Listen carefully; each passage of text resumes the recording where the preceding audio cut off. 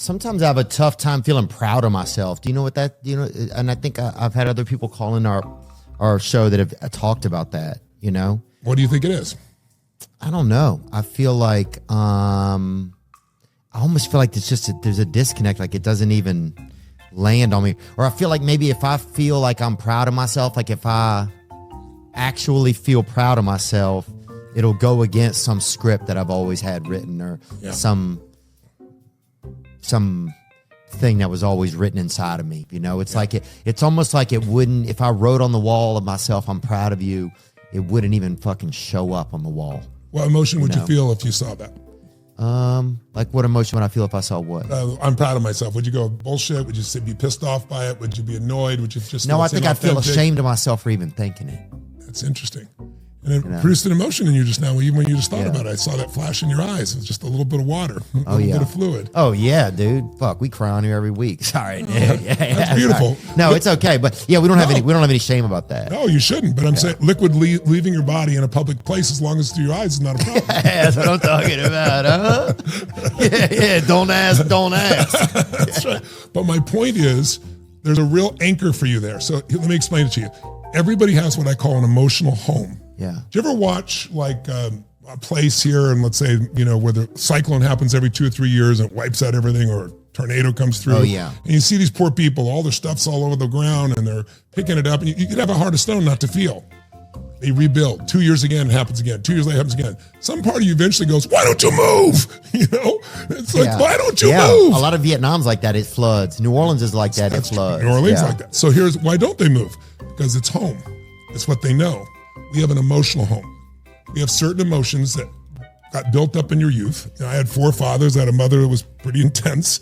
And I had a lot of emotions that came out of that experience. If I didn't reprogram myself, I wouldn't be sitting here with you today because my emotional home was not good feelings. It's what I was used to. So even though it didn't feel good, you go there because it's what you know. Yeah. It's comfortable. So it almost felt like I was deserting myself if I felt good about myself, which is crazy. I'd almost feel like I was leaving.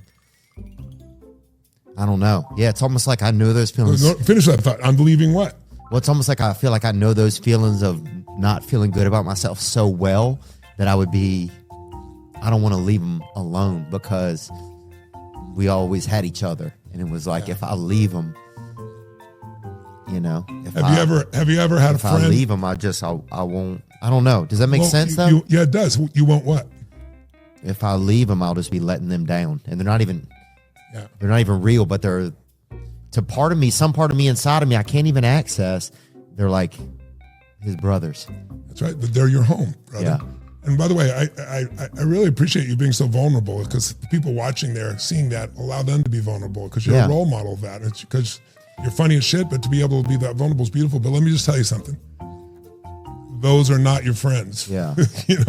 And you're not going to abandon those parts of yourself. You're going to find these other parts of yourself that need to be in charge. It's not to say that you can't have negative emotions or fears or feelings, but the ones that don't support you, you got to break that pattern. And the way you break the pattern first is you start to see, you get a new experience. If I get you an experience where you feel like you actually felt proud of yourself without those feelings, and there was no sense of loss, and I did that with you for days and days, you'll never go back. Wow. Because your brain will go, what the F? I'm not going back to that bullshit. Those weren't my friends. It'd be like, it's like having a friend that beats the shit out of you every single day. And it's like, I'm letting him down if I don't let him beat the shit out of me, right? It's like, oh no, I got to be there for him because I got to be there so he can beat the shit out of me all the time, right? Yeah. That's pretty much what it's happens. Crazy to hear, dude. You're like, damn, here we go again. And so then what happens though is the reason you went for the antidepressants is it's so overwhelming that numbing at least feels a little less. I'd rather see you cry and feel the pain, even though I want you to feel pain as a brother. Yeah, no, I'm grateful to feel it. I want it out of my system. That's right. Yeah. But the next step for you is drawing a line in the sand of how you really want to feel. So I'll have people in the event write down, I give them like a minute. I go, draw a line down the middle, write down the left side, all the positive emotions you feel in an average week. Not once a year, not once a month. The ones you regularly feel, whatever good feelings. The average emotions in a positive week? Positive. So what are some ones you feel in a week? In a week? I feel at least once a week. Okay, any emotion? Positive. Start with the positive. Positive. Empowering emotions. Hopeful. Okay. Thankful. Yeah. Loving. Yeah. And maybe some pride. Good. And so the pride is sneaking in. Now that's not ego pride. That's pride of like you're growing. Well, I'm learning about pride. I mean, it's like I said, it's really hard for me to feel proud of myself, you know? So stop saying that. Okay. Because every time you say that, you're rewiring it back into your body over and over. It's a story. Yeah. It's like there's an old phrase that says, tell a lie big enough, loud enough and long enough, sooner or later people believe it. You know who said that?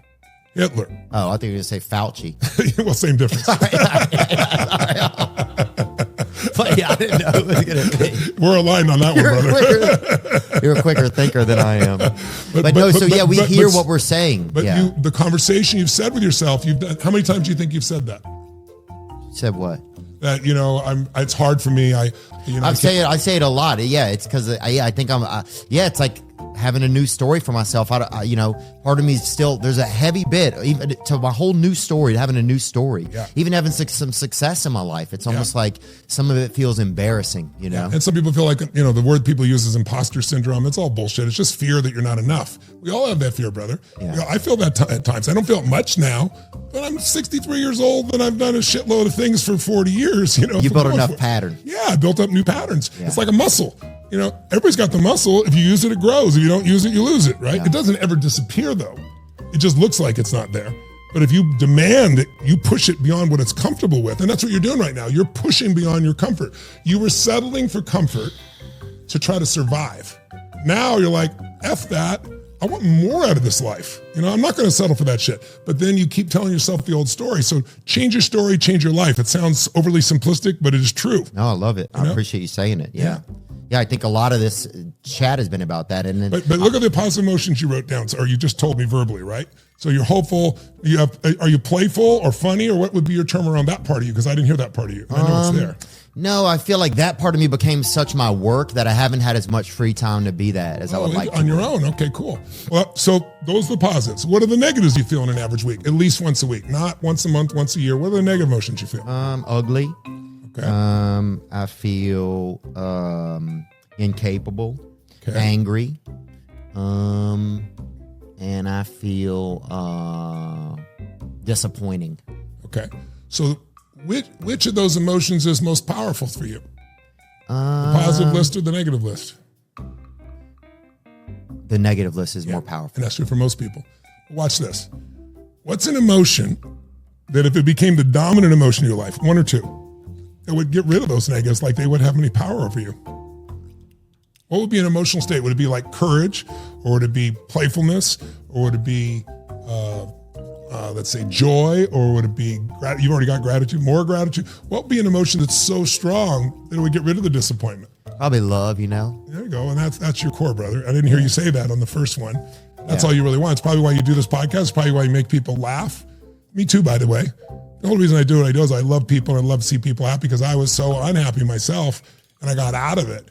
So I was so grateful. It's like, I feed, 100 million people a year, 100 million meals. Yeah, that's why your charity, yeah. I've done 1 billion meals in the last 8 years, right? Right, dude. That's what McDonald's did, isn't it? And it was free. They're pretty cheap at McDonald's, but dang, dude. But I did it not because I'm a good person. I did it because I grew up and I had no money and no food. And when I was 11, somebody came and fed us on Thanksgiving. And I was like, that made me believe strangers care. If strangers care about me, and I care about strangers. And so I fell in love with people, and I want to make people feel happy. And I know what it feels like not to food. I know what it feels like to be absolutely depressed and miserable and saying, do I even need to stick around in this life, right? So I don't want anybody else to feel that. So it drove me to find answers, not just for me. Once I found it for me, I wanted to help as many people as I can. But why do I want to do it? Because I love love. Because when you help people that much, I have so much love in my life, it's ridiculous. I get stopped on the street every day and people don't come up and say, oh, I like your show or something. Come up and go, you changed my life. Oh my God, I love you, Tony Robbins. And I always say, no, I didn't do it. You did it, but I'm glad I helped. But I love the love that comes from it. Yeah. So we all really want love, but we're afraid we're not enough. And you, my friend, you are growing like a weed right now because you're doing things most people never get out of. And I'm not blowing smoke your way. I'm not a bullshitter. No, I don't feel that, man. I appreciate you saying it. Yeah. It's the truth. But you got to notice your progress. And you got to stack the good, and then you got to stop the old story. And the minute you start to say that phrase, bullshit, that's an old story. It's not true anymore. Yeah, I think a part of me is afraid that I'm going to leave a part of me, like if I be successful. So let's investigate that for a second. Like if I be successful, I'm going to leave a part of me behind. Well, then you're effed right now because you're already successful. You got, I don't know how many millions of people I'm sure that watch your podcast. You make people laugh all over the world. Yeah. You have people that I think I'm embarrassed sometimes. But all those emotions are old habits. They're just habits. So I understand that. And by the way, when you feel embarrassed or you feel these negative emotions, Yeah. it also makes you feel for yourself for a little bit. So that's the other part you might be afraid of. Like some people Like, take what do care you of mean by everybody. that? Well, like for some, I don't know if this is you, but some people are so busy trying to make everybody else happy all the time. They don't take care of themselves unless it's a big ass problem. And then for the first time, even if it's a negative feeling, at least I'm feeling for myself. I'm feeling for me. And that might be what you're afraid of losing. Let's try it for a second here. What if I told you you could go back and feel like shit as much as you want, it'll never stop. Right. But you don't have to have that be the predominant emotion of your life. That you this need to beat yourself up or be ashamed or not be too happy, that it's an old story that got wired a long time ago and has nothing to do with who you really are. But when you keep telling yourself, it's like my friend, I need to take care of it, I'm gonna lose a part of myself. No, you'll never lose that part. There's a part of me that would be a victim very easily. I was beat as a child. My mom was a beautiful woman. I'm not denigrating her. God, But when she put alcohol together with prescription drugs, she was crazy. And I was 5'1" in high school, believe it or not. I'm 6'7" now. I tell people the difference is, I tell people the difference is personal growth, right? But I had a tumor in my brain that made me grow. But I was this little guy, and she would slam my head against it. She'd put liquid soap down my throat because she said I was lying, and I wasn't lying. And when the person you love most is trying to hurt you, you can do a number on your head. But I look back now, and fortunately, I didn't let that stop me. Mm-hmm. And I didn't settle for that. I struggled for a long time. I look back on it, and I can honestly tell you, if she was the mother I'd hoped she'd been, like if I was well-fed, do you really think I'd be trying to feed a billion? I've done 1 billion people, now I'm trying to feed 100 billion people. You think I would be spending my time doing that if I was a well-fed kid? I don't think so. No. If she had been the mother I want, I wouldn't become the man I'm proud to be. Yeah. So those emotions are not you. They were a part of your past. They were a pattern. It's a pattern of what you do with your body and breathe. But it meets some of your needs to feel yourself or feel sorry for yourself or feel sad. Right. You follow me? It's like a self-pity thing. A little bit. But what you're really wanting is not self-pity. You're wanting self-love. You just haven't learned how to give it to yourself. My way of doing that is gratitude. Because when you're grateful, love flows naturally. Is that a common pattern that sometimes, because I noticed over about 2 years ago, I noticed that one of my biggest addictions sometimes was self-pity. I didn't even realize it. Yeah. I thought I was helping myself by like focusing on myself, but really I was feeling too pitiful. Yeah. I realized my alcohol was self-pity. Anytime I didn't. Also alcohol is a depressant. Mm-hmm. So what's going to do is it feels good in the moment, but then it lowers your energy and your blood sugar, everything, right? Same for self-pity? Self-pity, same thing. Now your energy, think about it. Self-pity, if you're in self-pity right now, 0 to 10, 10 is total high energy, 0 is no energy. Where are you in self-pity? Where would you put it? Oh, 2. Yeah. Where are you when you're feeling excited? Where's my energy? 0 to 10, yeah. My energy when I'm feeling excited is like a 9. Yeah. Which one do you want to be? I'd rather be the 9. Yeah, well, why the fuck won't you just do that? I know.